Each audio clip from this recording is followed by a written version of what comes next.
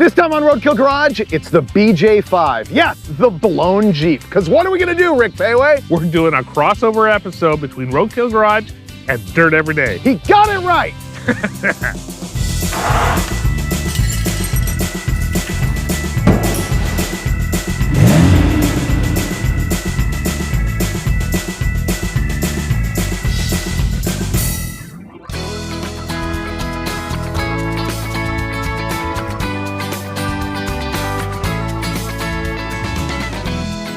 Oh man, this is gonna be great. I've been waiting for this for so long. If you're not aware, there's a show called Dirt Every Day that we do on MotorTrend that stars my buddies Fred Williams and Dave Chappelle. Let's do this. And it's kind of like Roadkill, but with nothing but 4x4s. And finally, we're getting to do an actual shootout between me and Dulcich from Roadkill Garage in this 1975 Jeep CJ5 versus Fred and Dave in I'm not really sure what. And those guys are on their show building their truck. We're gonna build ours, and then we're gonna come together on an episode of Dirt Every Day that you need to go check out and find out who actually has the cooler Jeep. And it'll probably be them, but watch what we're about to do, because this is gonna be ridiculous. Have you even looked over this thing yet, Dulcich? I've looked at it, but not studied it. You know, I think we should start under here. Old Jeeps with small block Chevys are my favorite. Look at that thing. It just seems so right. So we're gonna just wow them with performance. I wanna put a blown small block in this thing. I've always wanted to see a 671 on a Jeep, and we're gonna do it. I know, those guys are all about silly drivetrain mods and axles and all that waste of time. Reliability and suspension. We can just go for straight to horsepower, man. That's what we need to do. Exactly what's gonna happen. Oh, but yeah. I literally haven't laid eyes on this. In fact, I've already noticed something super sketchy right here with the steering. We need to drive it around and figure out how terrible it actually is so that we know what we need to work on before we start to make it worse. Okay, that sounds like a good plan. Yeah. Jumped in, let's go. Oh, listen to that thing, it purrs like a kitten. Runs pretty good. Oh, a grab bar.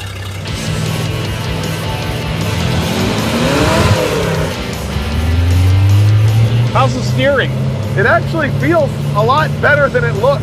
Really? Yeah. I think we should still fix it though. We're gonna have to prioritize. Yeah. What does it take to beat Fred and Dave versus what doesn't matter? Because there's a lot of badness here, but I don't know. I think we could practically just drive it over the way it is and beat those guys. I think you might be right. That's why we need to make it worse. There, fourth gear. Oh man, it's pretty good. Yeah.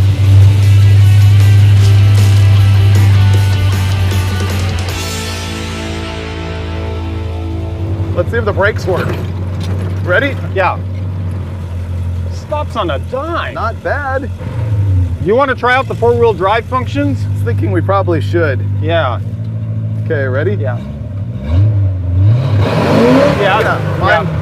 Yeah. So that's four-wheel drive. Yeah. And then, is there another one for four low? Go ahead and pop the clutch in and out a little bit. No, that's it. Okay, so clearly the transfer case shifter needs some attention.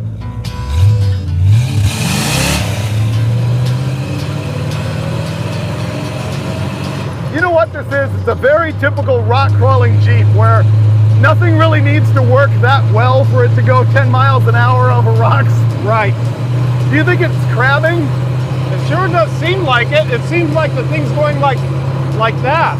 Yeah. Wow, this thing's all jacked up. It sucks.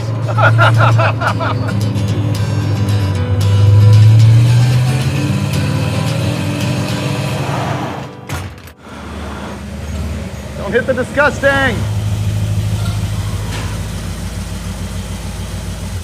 Let me give you the big picture of what's going to happen with the engine program here. This is a Blueprint Engines 383, what they call a short block plus, which means it's a complete assembled short block, plus it's got a damper and front cover and cam and oil pan and stuff. It also came with valve train. This thing is actually, they call it a 383, but it's 377 cubic inches because it's a 4-inch bore, because it's a brand new Blueprint block. So 4-inch bore, 3.75-inch stroke. The cam is a hydraulic roller. It's 221, 226 at 50 on a 110. I like that. Yeah, it's pretty good. It's got forged pistons, 18cc dishes in it, and with the head gaskets we're using and a 64cc head, Plus, we should probably check the deck height. It's in the neighborhood of 9.5 to 1. I bet you in truth it's like 9.25 to 1. So this part's all assembled. We're gonna put it together with what we have over here, which is leftover parts from our Engine Masters show that Steve and I do together. This is Trick Flow Specialties 195cc intake runner aluminum cylinder heads. And we're gonna install a Wyand 671 supercharger on a Wyand manifold, and it's got a couple of, I think, 750 carbs on it for this deal. Man, your leftover junk is It's pretty good. stuff. I know.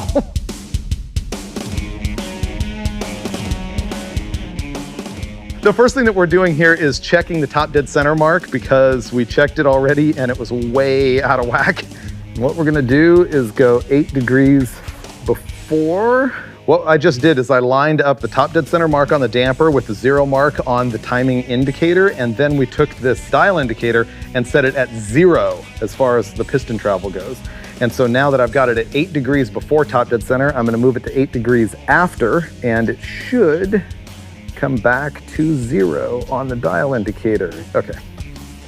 It's a ridiculous amount of work for absolutely no reason.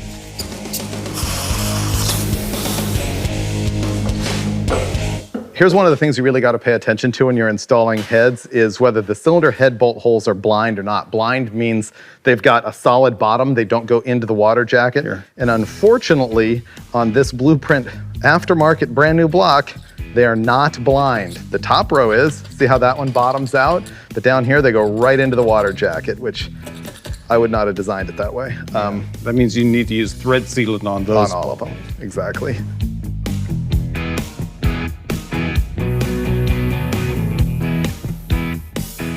Steve just told me that the valve spring pressure on this thing open at max lift is like 400 pounds. And so I decided I just did not want to live with these flimsy 3/8 diameter rocker studs that were on this thing. I actually had brought with me a set of 7/16 out of just a box of extra stuff I had sitting around. And we're gonna install those because the 3/8 ones are just, they're never a good idea. Unfortunately, that means we also had to rob Dulcich's stockroom of a brand new set of the gold rocker arms from Comp that will match the 7/16 stud size. Mucho bueno.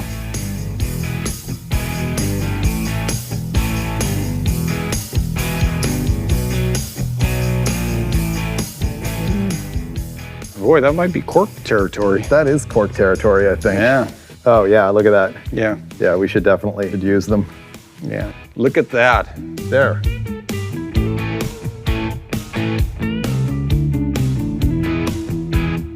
Wow. I can't wait to try it out. I know. It's going to be way too much engine. You realize that, right? Oh, it's the stupidest thing we've ever done, and that's saying something. Really?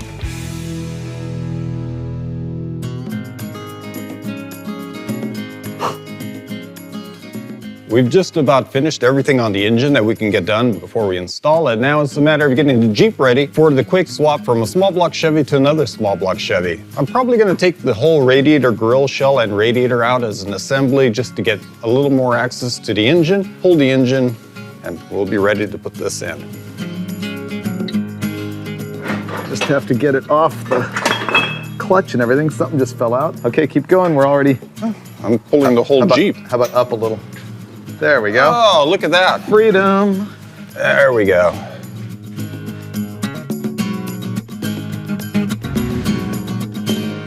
Well, Dulcich is out doing errands and stuff. I just took this thing into the driveway and sort of hosed it down, knocked the big chunks off of it, and I'm gonna spend the rest of the evening doing whatever I can, maybe even spray painting a little bit, because our big hang up right now is that this engine, I trusted the seller and he told me it was a one-piece rear main seal. It's not, so that flywheel is wrong for our new engine. I just like last minute panicked, like ordered 3 flywheels to make sure that we had something to make it go together with tomorrow.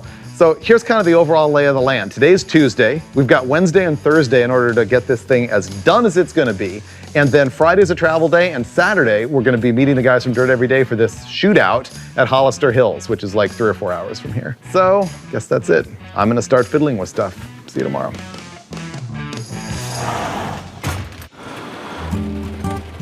Yay, rain day.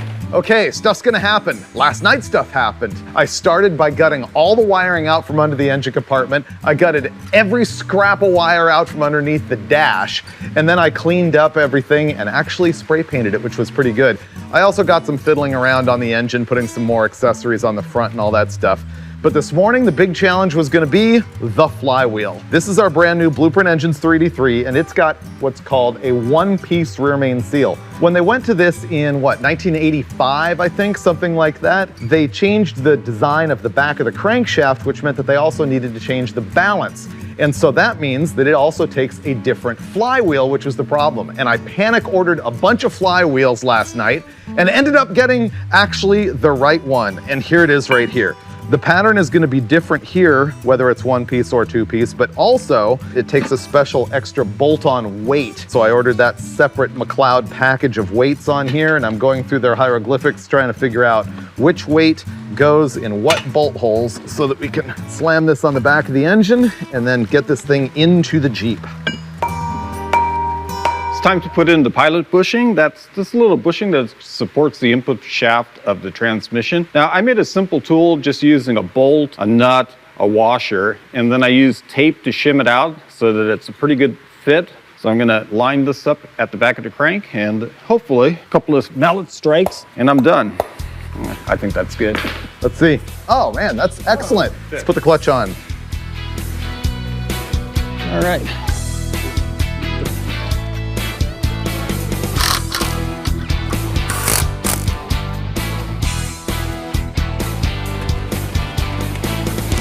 I am going to fix this crack in the frame right here. First, I went in and cleaned all the paint off of it. Next, I'm gonna find the very end of this crack and I'm gonna drill a hole right where the crack ends. That will tend to help the crack stop continuing. And then I'm gonna take the carbide bit and I'm going to grind a little bit of a V in the crack where it's not actually separated so that I've got some welding surface. And then I'm going to booger weld the thing to death and it'll look terrible, but it'll be way more functional than it is right now. Okay, Fred's calling me. Apparently he's gonna FaceTime us. Really? FaceTime? It's Fred and Dave. Hey, oh, it's guys. supposed to go sideways. I didn't know that was a thing. How's your Jeep project? It looks like this. It was a perfectly running vehicle when we started. Oh, it looks good. Yeah, it ran and drove great. It had SM420. It had everything that you would see in 1985 on the Rubicon Trail. How about you? We have 3 different Chevy Performance crate engines that we're trying to pick from. And then we have some it's about a 12,000 horsepower equipped transmission that we're probably gonna run. We pulled this decoy Jeep into the shop so that you wouldn't see how far ahead we are actually. I see not stock flat fender frame. What are you talking about? What? There's nothing to see there. Are you ready to play in the rain and the mud? I am glad that we have rain and mud, yes. Good. Good. We are too. Okay, let me just put it to you straight. Dave, prepare for the worst because we are gunning for you, bro. You're coming with your guns blazing? We mean business, pal. Dulcich woke up with attitude the other morning. I told him this was all for fun. He didn't believe me. We mean business. We'll see you guys in the mud bog, Dullburger. Not if we see you first. Yeah. Oh yeah. Yeah, Jeep guys. Yeah, you're going down. Oh, battery's almost dead. Gotta go. Okay, bye. Okay, bye. Man, we've got to beat those guys or we might lose Well, now the that shop. you told them that we're winning. We might lose the shop. Oh, that's right. We're a full day behind right Oh, now. I know, yeah. I realize that.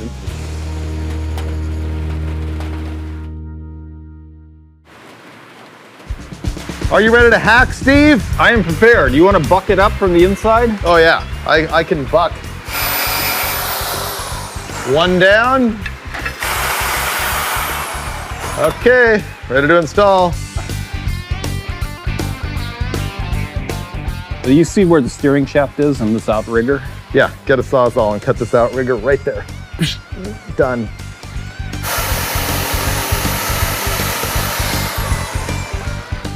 Now the transmission needs to come down. Okay, so we are lightly rested on the ears now. Yeah. And the transmission needs to be pushed towards the passenger side. So I'm gonna attempt to do that, okay? Mm-hmm. Oh, there we go. Oh, mint, okay.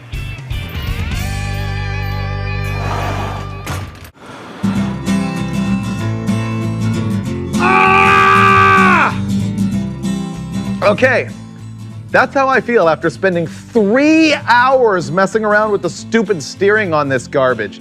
Unfortunately, Dulcich isn't here. He had some critical stuff he had to go do, and so you would think I'm on my own. But in fact, I've got Rick Payway showing up. Now, Rick is the editor of JP Magazine, longtime friend of mine, longtime friend of Fred and Dave over on Dirt Every Day, and he was going to be a judge in this whole competition that we're working on. But because Steve had to go, Rick's gonna come in and help me wrench on this thing, and he is going to completely hate it.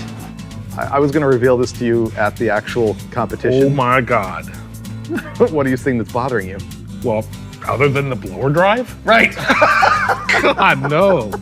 My thought was to keep you away from the offensive part of it I'd like that. and make you work on the actual Jeep part of it because... Like from here back? Right. Yeah, exactly. I'm gonna finish up the plug wires. You're gonna help me heave-ho the blower on there. Okay. And then I'm gonna stand back and go, wow, this is incredibly awesome. And you're gonna say, this is the stupidest thing I've ever seen. There we go. Yep, almost. Yep. Boom. Done. There you go. You know what this is now? A blown Jeep? It's the BJ5. Done. BJ5.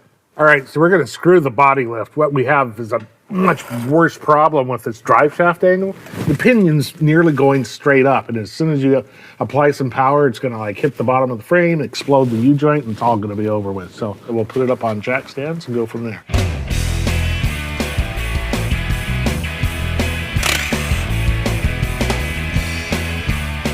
So the idea is we had to tip the pinion down for a better pinion angle. So we were going to cut the old spring perches off, weld new ones on, there of course. But Freiberger got us these fancy shims, put them in there, done.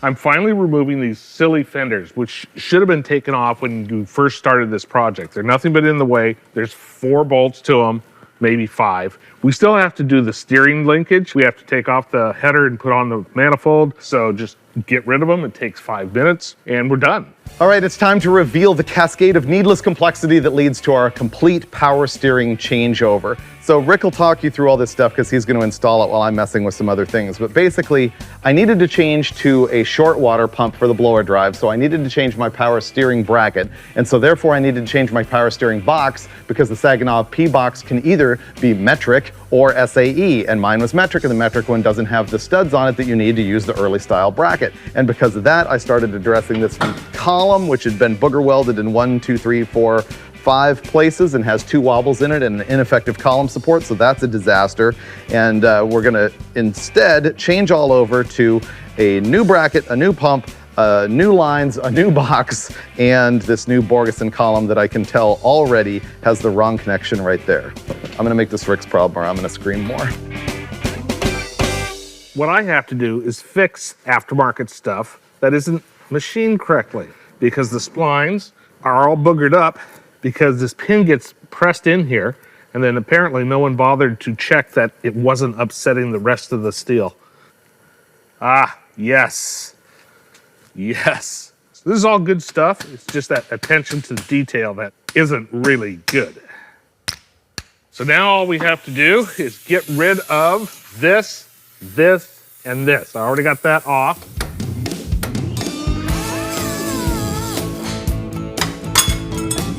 Done. This thing will work perfectly. Goes right on the stock splines and then right down here to the box. You ever watch TV and there's those guys who like throw cars together in a week and you're like, how is that even possible? And then you look at us and you're like, why are these guys always butchering stuff? Here's why. The aftermarket. This is a pretty standard swiveling thermostat housing, and there's a machine groove for the thermostat in the manifold that perfectly misaligns in the absolute wrong place for this O-ring. And so you're like, well, I'll just have to lump it and put a gasket on. Well, that doesn't work because you need the crush of the O-ring to keep this thing from being correct. And so you're like, well, I'll run the O-ring and the gasket. Well, that doesn't work because then the gasket is so thick that the O-ring still doesn't crush. And so you go raid Dulcich's stock room and you're like, whoa, look, I found another one, and I'm gonna get all fancy, and I'm gonna gasket cinch the O-ring in there so it doesn't fall out when I go vertical. And then I'm gonna put just a little bit of RTV on it so it has a little bit of lubricity so it slides around when you go on there. And you put it on there and it's all perfect, except for you never bother to check that the angle of the dangle actually points directly at the belt. And so I'm about to go raid parts off cars in the yard. This is ridiculous. So these stock exhaust manifolds hit the aftermarket valve cover, so I gotta take this flap grinder and take off about a couple of thousandths. Otherwise, it won't seal up, so let's keep going. This truck over here is gonna solve my thermostat housing problem. This thing is, I think, a 74, maybe it's a 73 Chevy K20, 3/4 ton 4x4, long bed. We call it the fail guy. I think this thermostat housing here is gonna be the lifesaver that I need. There, harvested. Now we find out if it actually fits. I'm gonna go with yeah. Yep, mint. All right, Freiberger, what have we got? We're real close. Basically, it's the exhaust, and Rick and I are working on finishing up the steering, which you're really gonna like it, by the way. We're liking it already. That hard line looks pretty nice. Oh, thanks. Yeah. Yeah. Is that your handiwork? Yeah. Man, I missed out on so much cool stuff. I know. I'll have to watch the episode now. Yeah, you will. So Dulcich is gonna do exhaust. Payway and I are gonna finish the steering. And after that, it's just like fluids and make it run and then put the radiator and the grill and the fenders back on. Done. Finally, I have this steering shaft done. I had to shorten it, had to make it fit here and make here, and more importantly, get rid of all the obstructions on the shock tower. Get those bad boys in. That's it, tighten it up, we're done. Wow. We're getting close. Oh man, that's some beautiful welding. Okay, Rick. What? It's on you. So I've got the ignition disconnected. I just want to crank it. All right. And I suspect I'm going to have some fuel leaks because I didn't like the way these AN fittings all went together. So let's crank it until we get some fuel in it. Got fuel, stop. And here's the leak I was anticipating right there. I knew it. You knew it. I knew it. Okay. Oh, yeah! That is win! Awesome. It sounded good too. Sounded great. Oh yeah. I just didn't want to leave it running with no water in it, but we're all good now. Wow, Freiberger, Awesome. You had the Good ignition dialed in, bro. That is how a new engine startup should go. It has a hydraulic roller cam, so we don't have to worry about breaking it in. I just wanted to hear it go vroom. It's got no water in it, so you don't want to run it very long at all. But now that tells us we're ready to whoosh, Yeah. put it together. There. Oh wow, look at that.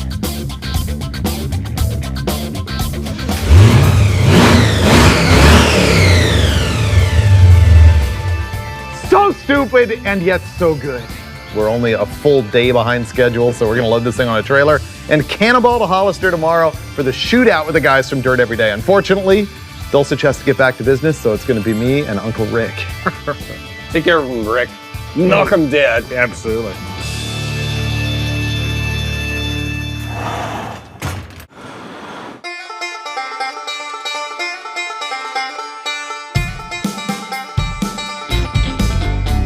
It took a combined effort with me, Dulcich, and Payway, but we got the BJ5 finished. We loaded it up and hauled it out to Hollister Hills. Payway and I hopped in for a first test drive, and this thing, I'll say it's still kind of a mess. There's no suspension travel, we didn't work on the transfer case shifter, but we do have a blown small block, steering that should be fixed, and hopefully Payway's fix on that rear end is gonna keep the drive shaft from falling out.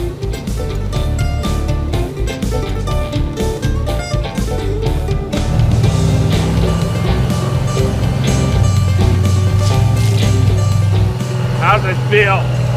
Pretty good. Way better than it was. Overall, this thing is way better than what we started with. This steering in particular is a massive improvement, and the rear drive shaft isn't falling out. Now, the suspension, still not great, and I'm hoping to make up for that with huge horsepower, but we still have a problem. We haven't sorted out that transfer case shifter deal, and right now, it's stuck in low range. Oh, stop, stop, stop, stop. Whoa! Backwards, backwards. We have no front wheel drive. What do you got going on over there? Try that. Neutral. Okay, No front. I have no front. go forward a little. Almost. That's it. I have no front. Try that. Okay, now I have front. That's it.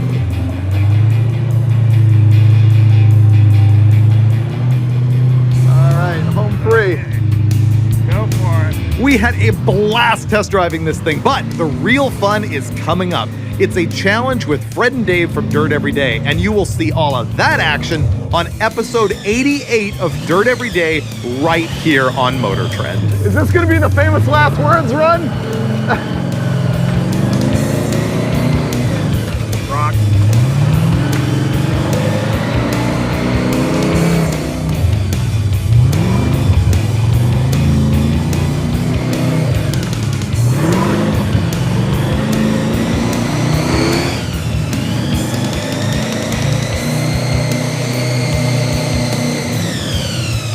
So that's it for this time on Roadkill Garage. You want to see more of this action?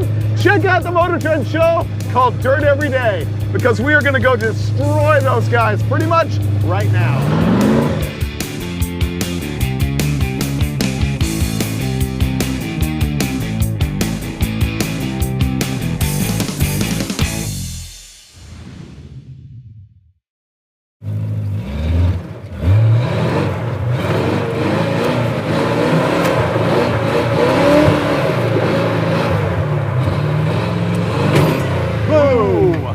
Just popped out of gear. I was wondering when that was going to happen.